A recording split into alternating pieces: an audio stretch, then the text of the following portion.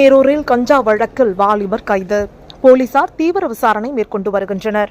காஞ்சிபுரம் மாவட்டம் உத்திரமேரூர் வட்டத்தில் மருதம் காப்புக்காட்டு பகுதியில் சுற்றித் திரிந்த வாலிபர் ஒருவரை பிடித்து போலீசார் சோதனை செய்தபோது தடை செய்யப்பட்ட போதைப் பொருள் கஞ்சா பதுக்கி வைத்திருந்தது தெரியவந்தது.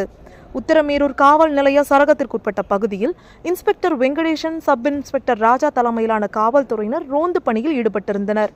அப்போது காவல்துறையினருக்கு கிடைத்த ரகசிய தகவலின் பேரில் மருதம் காப்புக்காட்டு பகுதியில் சந்தேகப்படும்படி சுற்றித் திரிந்து கொண்டிருந்த வாலிபரை பிடித்து விசாரணை மேற்கொண்டதில் சிறுமயிலூர் மாரியம்மன் கோவில் தெருவைச் சேர்ந்த சஞ்சய் என்கிற டோலக் சஞ்சய் என்பதும், அவரிடம் சோதனை மேற்கொண்டதில் அரசால் தடை செய்யப்பட்ட மனித உயிருக்கு தீங்கு விளைவிக்கக்கூடிய 2 கிலோ எடையுள்ள கஞ்சாவை விற்பனை செய்வதற்காக பதுக்கி வைத்திருந்ததும் தெரியவந்தது.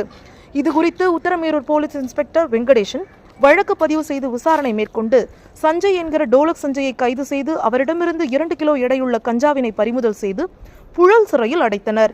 மேலும் உத்திரமேரூர் பகுதிகளில் போலீசார் தீவிர ரோந்து பணிகளில் ஈடுபட்டு வருகின்றனர்.